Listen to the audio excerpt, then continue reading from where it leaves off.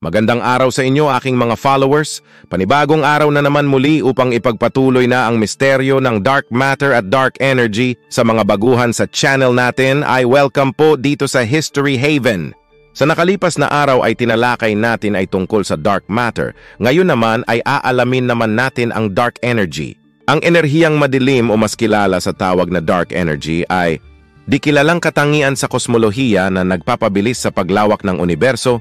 Sa pisikal na kosmolohiya, dalubtalaan at celestial na mekanika, ang enerhiyang madilim, Ingles, dark energy, ang hypothetical na anyo ng lakas na tumatagos sa lahat ng kalawakan, space, at may kagawiyang mag-akselera ng paglawak, expansion, ng sansinukob.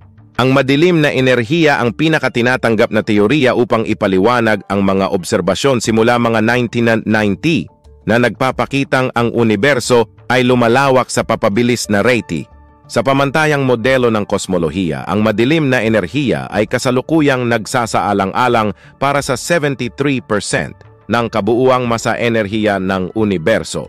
Ano naman ang tinatawag na masa-enerhiya o katumbas nito? Sa pisika, ang pagkakatumbas ng masa at enerhiya ay konsepto na ang masa, mass, ng isang katawan ay ang sukat ng nilalaman nitong enerhiya. Sa konseptong ito, ang kabuuang loob na enerhiyang E ng isang katawan na nagpapahinga ay katumbas ng produkto ng kabuuang masa na pinarami ng bilis ng liwanag C na pinadami sa sarili nito.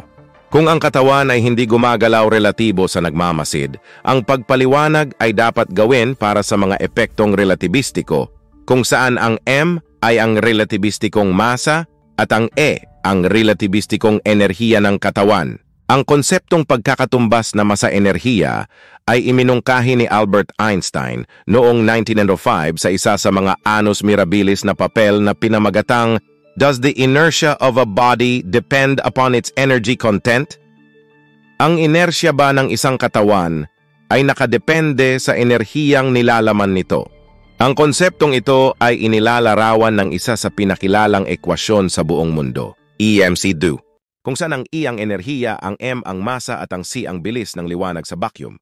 Ang pormulang ito ay konsistento na dimensional at hindi dumidepende sa anumang sistema ng natural na unit.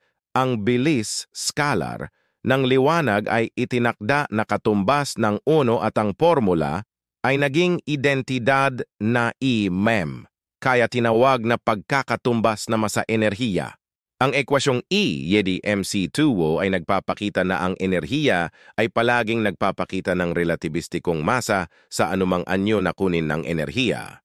Sa karagdagan, sa mga sistema na walang momentum o tintignan sa sentro ng balangkas na momentum, ang ekwasyong E, MC2 ay patuloy pa ring nagiging tama. Ang pagkakatumbas na masa-enerhiya sa anuman sa mga kondisyong ito ay nangangahulugan na ang konserbasyon ng masa ay nagiging kailangan ng batas ng konserbasyon ng enerhiya na siyang unang batas ng thermodynamics. Ang pagkakatumbas na masa-enerhiya ay hindi nagpapahiwatig na ang masa ay maaaring ikonberte, baguhin sa enerhiya at sa katunayan ay nagpapahiwatig ito ng kabaligtaran. Ang modernong teorya ay nagsasaad na ang masa o enerhiya ay hindi maaaring mawasak, ngunit maaari lang ilipat mula sa isang lokasyon sa ibang lokasyon. Ang masa at enerhiya ay parehong napapanatili ng magkahiwalay sa espesyal na teorya ng relatibidad at wala sa dalawang ito ang maaaring likhain o wasakin. Sa pisika mo, ang masa-mass at materya-matter ay magkaiba.